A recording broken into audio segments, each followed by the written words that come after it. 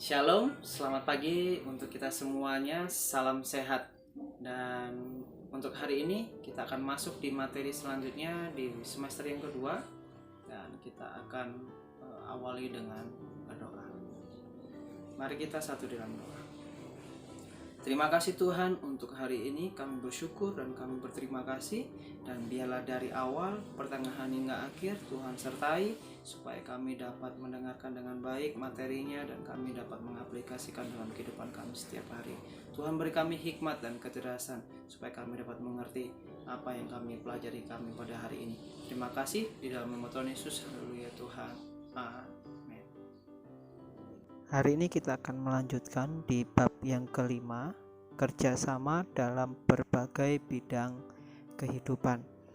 Jadi hari ini kita akan membahas kerjasama dalam berbagai bidang kehidupan. Poin yang ke A. Jadi minggu depan kita poin B dan seterusnya. Nah, di dalam kerjasama berbagai bidang kehidupan, kita tahu bahwa kerjasama dalam mengusir penjajah dalam kemerdekaan bangsa, bukti kemampuan bangsa Indonesia mengatasi perbedaan-perbedaan yang ada, baik keberagaman agama, keberagaman suku, ras, dan antar golongan. Nah, terbentuknya negara NKRI atau Negara Kesatuan Republik Indonesia diawali dengan kesadaran nasional akan persatuan dan kesatuan bangsa. Kita tahu bahwa persatuan dan kesatuan itu terwujud karena adanya kerjasama. Ini penting ya, jadi bahwa persatuan dan kesatuan bangsa atau di dalam keluarga atau di masyarakat atau dimanapun kita berada itu terwujud karena adanya kerjasama. Nah, kesadaran akan satu kesatuan bangsa Indonesia berawal dari persamaan senasib dan sepenanggungan sebagai bangsa yang terjajah. Jadi mereka sama-sama bangsa yang terjajah oleh negara-negara pada waktu itu, baik Belanda, baik Jepang dan lain sebagainya. Nah, mereka benar-benar bersatu dan mereka merasakan kalau kita sekarang ini mungkin kita nggak dijajah oleh bangsa lain, tapi kita sama-sama ya pengen memajukan kesejahteraan umum, baik kita sama-sama bekerja sama. Terlebih khususnya contohnya hari ini dalam masa-masa seperti ini adalah COVID-19 pandemi. Kalau kita nggak kerjasama saling menjaga protokol kesehatan, ya justru penyakitnya nggak kunjung selesai, bahkan kesana kemari, bahkan ada aja yang terkena dan lain sebagainya. Oleh karena itu kita sama-sama saling menjaga, baik dari pemerintahan, baik kita sebagai masyarakat, ya kita harus kerjasama dengan mereka. Mereka sudah memberikan fasilitas baik dana bantuan, baik vaksin ataupun itu. Nah, kita sebagai masyarakat juga tetap menjaga protokol kesehatan. Nah, itulah salah satunya kerjasama terwujudnya persatuan dan kesatuan bangsa. Persatuan dan kesatuan wilayah merupakan senjata yang ampuh bangsa Indonesia baik dalam rangka merebut kemerdekaan. Nah, persatuan mengandung arti bersatu, macam-macam corak dan beraneka ragam menjadi satu kebulatan yang utuh dan serasi atau yang kita kenal dengan Bhinneka Tunggal Ika. Di dalam kerjasama dalam berbagai bidang kehidupan ada tujuan nasional bangsa Indonesia yang hendak dicapai. Upayanya pembangunan nasional tercantum di HUT pembukaan Undang-Undang NRI tahun 1945 alinea keempat. Jadi yang pertama itu melindungi segenap bangsa Indonesia dan seluruh tumpah darah Indonesia. Dan yang kedua itu memajukan kesejahteraan umum. Hingga sampai sekarang kita masih merasakan kerjasama dengan masyarakat, dengan pemerintahan. Kita mendapatkan tadi yang Mister sudah singgung, dana bantuan dan sebagainya. Nah, di masa-masa pandemi seperti ini. Dan yang ketiga itu mencerdaskan kehidupan bangsa. Bagaimana fasilitas kita baik dari TK, SD, SMP, bahkan SMA serta sampai ke perguruan tinggi, ya itulah tujuan kita supaya bangsa ini benar-benar membangun nasional lebih baik lagi. Kita sebagai masyarakat ya harus benar-benar ikut ambil alih, bahkan sampai sekarang kita masih belajar. Itu buktinya bahwa kita juga akan bersama-sama mencerdaskan kehidupan bangsa. Yang terakhir, yang keempat, yaitu ikut serta melaksanakan ketertiban dunia yang berdasarkan kemerdekaan, perdamaian abadi, dan keadilan sosial. Nah, kita perlu tahu bahwa semangat kerjasama dalam kehidupan di masyarakat terwujud dalam kegiatan gotong royong. Nah, ini sebagai budaya Indonesia ya yang kita kenal, bahwa Indonesia itu dikenal dengan gotong royongnya atau kerjasama yang bagus. Itu bagian dari budaya daerah, baik dari suku Jawa, baik kita yang di sini di Bali. Kalau kita melihat bagaimana kalau ada kegiatan masyarakat, kalau contohnya kerja bakti atau masalah kayak di Banjar atau mungkin masalah menolong bencana alam. Nah, itulah bagian dari budaya orang Indonesia. Bagaimana gotong royong itu yang sesuai dengan kehidupan budaya daerah. Nah, ini contohnya kita dilandasi dengan semangat kerjasama, misalnya Menunggal Sakato itu di daerah Sumatera Barat ya, Sikarobon di daerah Palembang, Gugur Gunung di daerah Jawa, Paulus di daerah Minahasa, dan Subak di daerah Bali. Nah, kalau kalian tahu, disinilah bagian dari semangat kerjasama dalam kehidupan di masyarakat. Bentuk-bentuk kerjasama atau gotong royong dalam kehidupan bermasyarakat, berbangsa, dan bernegara dapat nampak dalam kehidupan sosial politik, ekonomi, pertahanan, dan keamanan, serta kehidupan umat beragama. Nah, nilai ketuhanan, kemanusiaan, persatuan, musyawarah, dan keadilan merupakan nilai-nilai Pancasila yang berdasarkan kerjasama atau gotong royong dalam kehidupan bernegara. Mari kita akan membahas dari poin yang pertama. Poin yang pertama adalah kerjasama dalam bidang kehidupan sosial politik, di mana landasan kehidupan sosial politik masyarakat Indonesia adalah sila keempat Pancasila yang berbunyi, kerakyatan yang dipimpin oleh hikmat, kebijaksanaan dalam permusyawaratan perwakilan. Nah, bangsa Indonesia akan berkembang dan mengembangkan kehidupan demokrasi, di mana permusyawaratan adalah suatu tata cara khas kepribadian Indonesia untuk merumuskan dan memutuskan suatu hal berdasarkan kehendak rakyat hingga tercapai keputusan berdasarkan kebulatan pendapat atau mufakat. Nah, sosial politik ini banyak hal, kayak misalnya pemilihan presiden dan wakil presiden, pemilihan gubernur, pemilihan wali kota, dan lain sebagainya.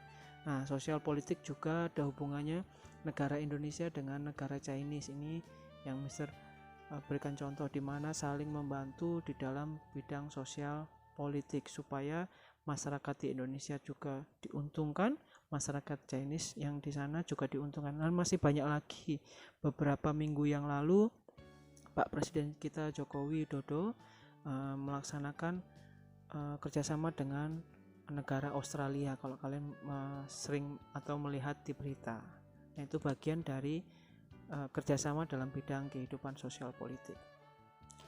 Yang kedua, kerjasama dalam bidang kehidupan ekonomi. Nah, dalam ekonomi, kehidupan kerjasama digambarkan pada pasal 23A Undang-Undang Negara Republik Indonesia tahun 1945 berbunyi, pajak dan pungutan lainnya dimaksud untuk keperluan negara dan diatur dengan undang-undang. Kita tahu bahwa ada slogan katakan, orang bijak taat pajak. Nah, kalau kita kerjasama dengan negara supaya hubungannya baik dengan negara, ya setidaknya kita wajib membayar pajak baik kendaraan bermotor atau rumah ataupun pajak-pajak yang lain. Nah, di sini kita bisa memberikan kerjasama supaya dapat digunakan hasil pajaknya itu, apa yang kita bayar itu digunakan oleh pemerintah, dan pemerintah kalau kita tahu bahwa kita kemana-mana juga dan sebagainya juga aman, terkendali. Nah, pajak digunakan oleh negara untuk mendanai pembangunan nasional. Kita tahu hasil-hasil pajak juga kita lihat bagaimana jalan-jalan diperbaiki, bagaimana kalau masalah-masalah sungai diperbaiki dan lain sebagainya. Supaya dengan demikian pembangunan nasional untuk kesejahteraan dan kemakmuran rakyat dibiayai dari pajak. Jadi prinsipnya dari kita, untuk kita, dan oleh kita. Itulah bagian di mana kita taat pajak. Sebenarnya kalau kita taat pajak sebenarnya juga menguntungkan kita dengan masalah jalan raya bagus dan lain sebagainya. Setiap wajib pajak serta secara bergotong royong membiayai pembangunan nasional melalui pajak yang tereksekusi atau tersusun dengan rapi. Nah, di sini ada gambar salah satu menteri kita, menteri ekonomi, di mana menteri keuangan dan sebagainya kerjasama dengan negara Australia. Lanjut di poin yang ketiga, kerjasama dalam bidang kehidupan pertahanan dan keamanan negara. Nah, ini ada pasal 30 ayat 1 bahwa Undang-Undang Dasar Negara Republik Indonesia menyebut bahwa tiap-tiap warga negara berhak dan wajib ikut serta dalam usaha pertahanan dan keamanan negara. Jadi kita semua ini dalam pasal 30 ayat 1, ya kita semua warga negara berhak dan wajib ikut serta dalam usaha pertahanan dan keamanan negara. Tapi kita nggak harus perang, kita nggak harus jadi tentara. Berbeda dengan di daerah Korea Selatan, mereka seusia sudah dewasa 18 tahun ke atas dan sebagainya, mereka wajib militer yang laki-laki. Nah, berbeda kita di Indonesia, tapi sekarang ini sudah mulai disahkan ya, jadi ada beberapa syarat bahwa di Indonesia juga ada wajib militer. Nah, di situ penting sekali supaya warga negara memiliki hak dan wajib ikut serta dalam usaha pertahanan dan keamanan negara. Jadi juga nggak harus jadi tentara, juga nggak harus jadi polisi semua. Tapi di mana kita mempertahankan dan keamanan negara, ya salah satunya kita tidak menjelek-jelekan negara Indonesia. Kita juga nggak bikin demo-demo. Nah, itu bagian dari mana kita nggak menjaga pertahanan atau kita justru merusak fasilitas umum. Nah, di situ itu membuktikan bahwa kita nggak menjaga pertahanan dan keamanan negara, atau justru kita bikin kerusuhan, bom dan lain sebagainya. Itulah kesalahan kita tidak ikut kerjasama. Tetapi di dalam pasal 30 ayat 1 dan pasal 27 ayat 3 jelas dikatakan bahwa setiap warga negara berhak dan wajib ikut serta dalam upaya pembelaan negara.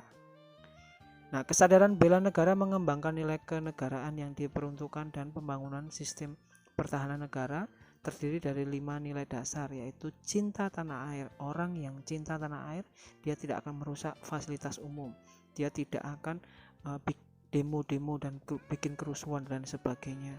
Nah, orang yang kesadaran berbangsa dan bernegara, orang yang keyakinan Pancasila sebagai falsafah dan ideologi negara atau pandangan negara. Yang keempat, rela berkorban untuk bangsa dan negara. Yang kelima, memiliki kemampuan awal bela negara secara fisik maupun non fisik. Fisiknya ya mungkin ada yang punya cita-cita jadi tentara, ya jadi tentara. Tapi kalau non fisik, ya salah satunya tadi tidak ikut-ikut demo atau merusak fasilitas umum dan lain sebagainya. Atau mungkin secara kata-kata bikin gosip, bikin hal-hal di mana perkataan yang justru menjelekkan negara kita sendiri. Lanjut di poin yang keempat, yang terakhir, kerjasama antar umat beragama. Ini penting sekali dalam kehidupan kita sehari-hari, bahkan di masyarakat, bahkan dengan teman-teman di sekolah atau mungkin dimanapun kita berada, kita harus kerjasama antar umat beragama. Kenapa? Karena pasal 29 ayat 2 Undang-Undang Negara Republik Indonesia tahun 1945 berbunyi, negara menjamin kemerdekaan tiap-tiap penduduk untuk menentukan agamanya masing-masing dan memberi menurut agama dan kepercayaannya itu. Jadi bebas menentukan agama atau kepercayaannya. Nah, ketentuan pasal tersebut mengandung pengertian jaminan negara atas hak kebebasan penduduk untuk mengatur agama dan berdasarkan agama yang dianutnya. Jadi penting sekali kita tidak boleh memaksakan seseorang untuk mengikuti agama kita dan merasa kita lebih benar dan sebagainya. Kita harus mudah toleransi dan lain sebagainya. Nah, ini bagaimana kita mengembangkan sikap kerjasama dalam bidang kehidupan masyarakat, terkhususnya antar umat beragama. Satu, bahwa sikap fanatik sempit. Kita harus perhatikan bahwa sifat yang merasa diri sendiri paling benar atau agamanya paling benar. Nah, ini kita harus singkirkan, sikap fanatik sempit. Yang kedua, sikap individualis, yaitu sifat yang melebihi atau mendahului kepentingan sendiri. Ini juga kita harus singkirkan, karena ketika kita bersosial, ketika kita bertemu dengan teman yang berbeda agama, kita harus singkirkan masalah seperti ini. Kita harus saling bertoleransi satu dengan yang lain. Yang ketiga, sikap eksklusivisme, yaitu sikap selalu salah satu kamar dari kehidupan sosial di masyarakat karena adanya jurang pemisah akibat perbedaan suku bangsa, adat istiadat, agama, dan bahasa daerah. Jangan sampai kita ada perbedaan, oh kamu orang Jawa, oh kamu orang Bali, oh kamu orang Sumatera, dan sebagainya. Jangan seperti itu ya. Yang keempat yaitu sikap primordialisme, yaitu perasaan kesukuan yang berlebihan. Kita harus singkirkan dari hal-hal seperti ini supaya kita dapat bekerja sama, bukan hanya antar umat beragama, tetapi sosial politik, dalam bidang ekonomi, di bidang pertahanan dan keamanan negara, supaya kita sama-sama bekerja sama untuk kemajuan bangsa Indonesia yang lebih baik lagi. Nah, kita tadi sudah menyelesaikan materi yang ada di hari ini, dan biarlah kita juga akan akhiri dengan berdoa. Mari kita ambil sikap untuk berdoa. Terima kasih Tuhan untuk hari ini. Apapun yang kami pelajari pada hari ini, Tuhan, beri kami hikmat dan lebih lagi supaya kami dapat mengerti dan kami dapat mengaplikasikan dalam kehidupan kami sehari-hari di tengah-tengah keluarga, di masyarakat, dan dimanapun kami berada. Tuhan berkati apapun yang kami pelajari, biarlah kami berguna untuk masa depan kami juga, Tuhan. Tuhan, sertai kami dan berkati kedua orang tua kami yang bekerja supaya mereka dapat bekerja dengan baik, dengan semangat dan penuh dengan tanggung jawab supaya kami dapat mencukupi setiap kebutuhan kami di sekolah kami. Terima kasih Tuhan, di dalam nama Tuhan Yesus kami berdoa dan mengucap syukur. Haleluya Tuhan. Amin. Oke, see you next time. Tetap semangat, tetap jaga kesehatan.